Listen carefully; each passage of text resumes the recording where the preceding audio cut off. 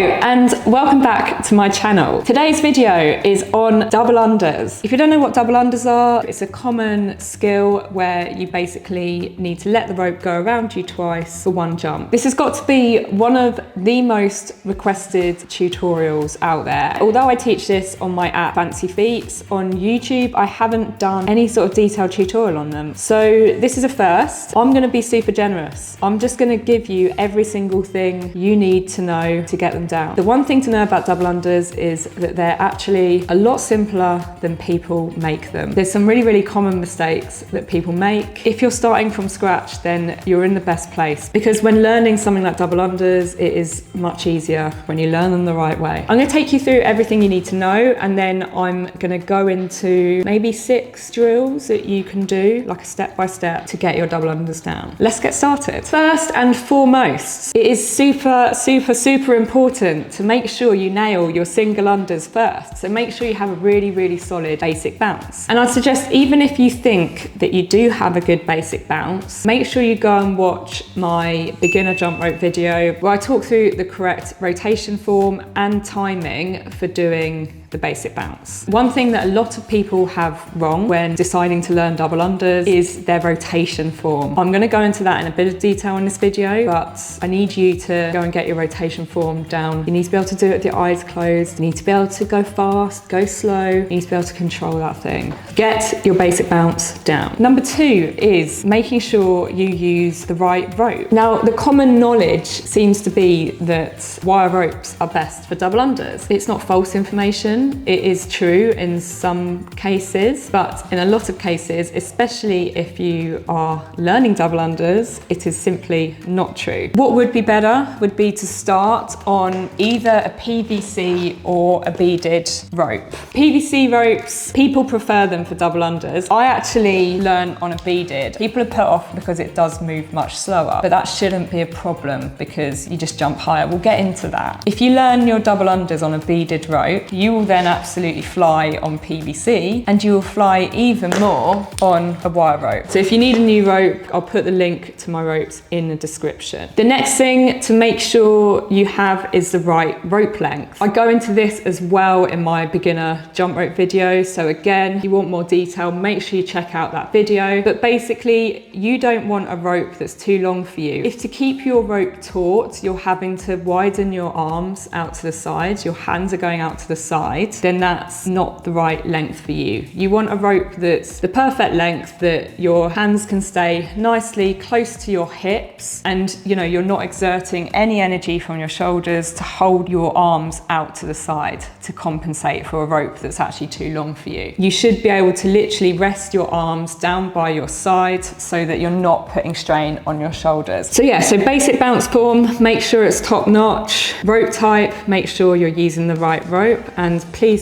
promise me you're not gonna use a wire rope if you're a beginner, and your rope is the right length. If you have long hair, make sure you don't put it in a high ponytail, because when you're jumping up and down, your ponytail literally gets left behind and then it hits the rope on that second rotation. It's such a common thing with double unders. If you want to have your hair in a ponytail, make it quite low, and maybe even tuck your ponytail into your sports bra. That's something that works quite well. If you're a guy, then I don't know, try a bun or something. I'm terrible with buns, they just unravel and fall out, but you could try that, or a low ponytail. I just put a hat on and keep my hair down. You'll see in a lot of my jump rope videos, I just have my hair down with a hat on, because I find that that is the best way for my hair not to interfere with the rope. And I get that it's not for everyone, but it works for me. And my other tip before I start this, double unders are gonna stress your body more than single unders, and especially when you're learning them. So make sure, even if you've got used to, say, doing half-hour sessions of single unders, if you're drilling double unders, you need to reduce your session length significantly to allow for that. Otherwise, you will be at risk of getting an overuse injury. It doesn't matter what level you're at, you don't want to be drilling double unders for as long as you drill your singles. Bear that in mind. But right, let's get into these drills then. The first couple of drills are all about the timing of your flick downs. The flick down that you do to give the rope momentum, to give it the energy it needs to get under you. Now, if you're not familiar with that, I did mention it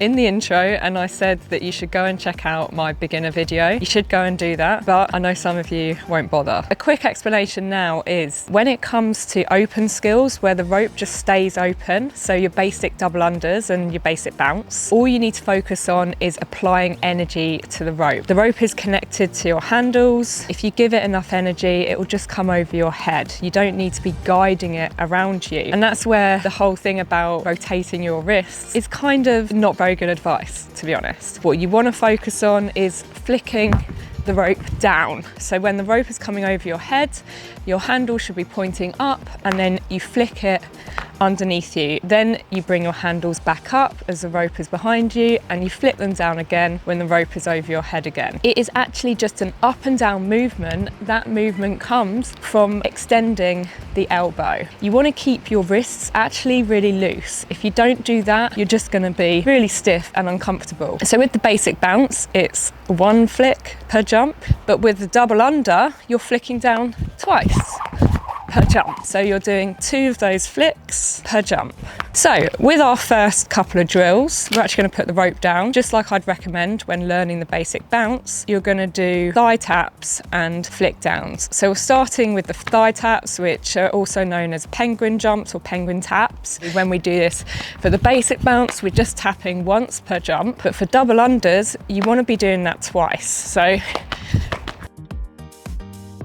and the timing you want to aim for is as you're pushing off the ground, you want that first tap, and then when you're in the air, you want that second tap. So you want to focus on getting those 2 taps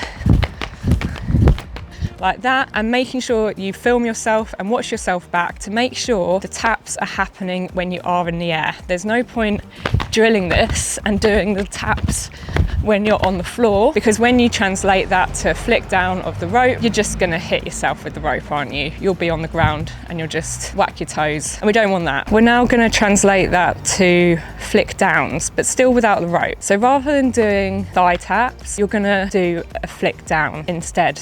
2 flicks when you're in the air. With jump rope, if you've watched any of my previous tutorials, you'll know that I talk about as well handles pointing in the direction the rope is when it's in front of you. So when the rope is over your head, you're pointing them up and then you're flicking them down. When you're doing these flick downs, you want to make sure that you're doing that as well, because it's going to help you translate this drill into using the rope. So again, make sure you're doing your first flick down on that first jump up, and you want to focus on keeping your hands down as well. You don't want them up here. That's no good. That's going to pull the rope and make it very difficult to clear. You'll literally have to bend your knees to clear that sort of rope. You want your hands to be nice and low because it's going to give you the best chance of clearing the rope. Okay, so flick, flick, flick, flick, flick, flick, flick, flick. And make sure on both of these drills, when you're working on them, that you're pushing off the ground through your toes. You're kind of pointing your toes. It might help to kind of point your toes down as well when you're in the air. But you do want to try and keep your knees a bit soft. You don't want to be kind of straightening them out too much, because that isn't a very good landing. If your knees are nice and soft, it's going to kind of give you a bit of suspension when you land and make that more comfortable and safer. So work on these 2 drills. You've got your thigh tap, your flick downs, and then pick up the rope for your next drill. So now we're moving on to rope swings. I want you to put your handles in one hand, and we're going to practice just swinging with the one hand. Now hopefully these should be nice and easy if you've got your basic bounce down, which you should, and you know, doing it with the basic bounce, making sure that the rope is hitting the ground when you're in the air. What we want to do is get used to doing 2 rotations per jump. And the good thing about this drill is it enables you to practice the rotations without messing up so much. Now, obviously, if you went straight into trying to drill double unders with your handles in each hand, it's probably going to get very frustrating. You're probably going to fail a lot. That's pretty demotivating. Whereas this drill is quite nice. It enables you to play around with your timing without hitting yourself so many times. What you want to do is make sure you film yourself and do 2 rotations of the rope when you're in the air. Flick, flick, flick, flick, flick, flick, flick, flick. So you'll notice that I'm flicking down for my first rotation as I'm coming off the ground. And then as you're coming down, you get that second rotation in. You want to make sure that you're jumping high enough to allow for 2 of those rotations. It's the same thing with the flick downs and the penguin jumps. If you're not managing to get your taps in or your flick downs in one jump, you probably need to jump higher. Flick, flick, flick, flick, flick, flick, like that. And film yourself. You can check and make sure the rope is hitting the ground at the right time. You haven't perfected this drill if the rope is hitting the ground when you're on the ground. It's super important that you're jumping high enough, getting the timing accurate so that you can do 2 rotations when you're in the air. So you want to make sure you do this on both sides. So naturally you'll probably start with your dominant side, and you also want to do it with your non-dominant. So we'll do that as well. And what you might find is that is really quite difficult, but that's good. You want to keep on working on it if you find it really hard until you find it really easy. And if you have 2 ropes, you can even do this drill with 2 ropes at a time. So that will even closer replicate the real thing. And what I really don't want to see, and what you shouldn't ever do, is point your handles out to the side and go like this.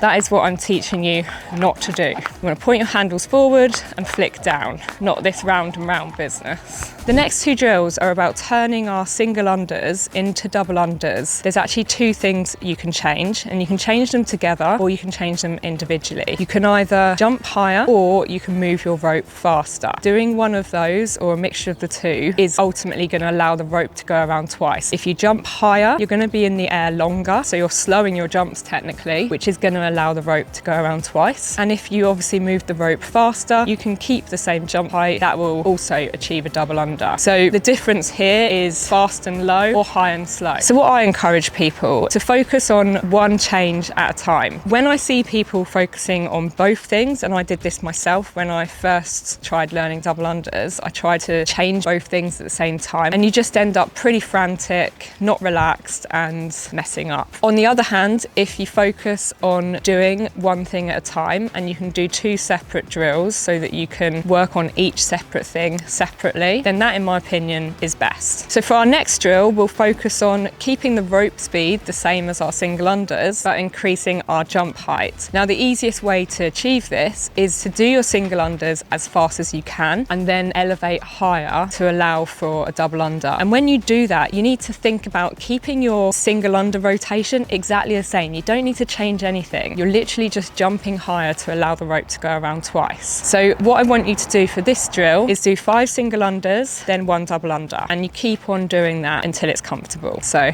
1, 2, 3, 4, 5 double under, 1, 2, 3, 4, 5 double under.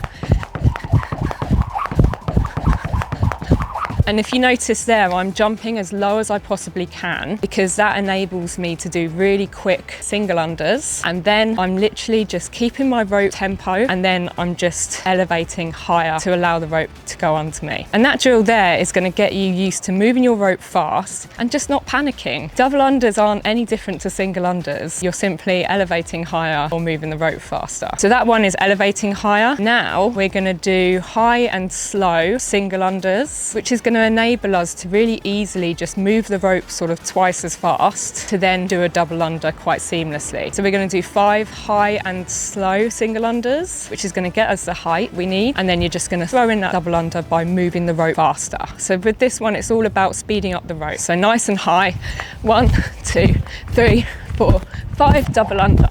See, it's just really simple, and you can sort of keep doing this over and over again.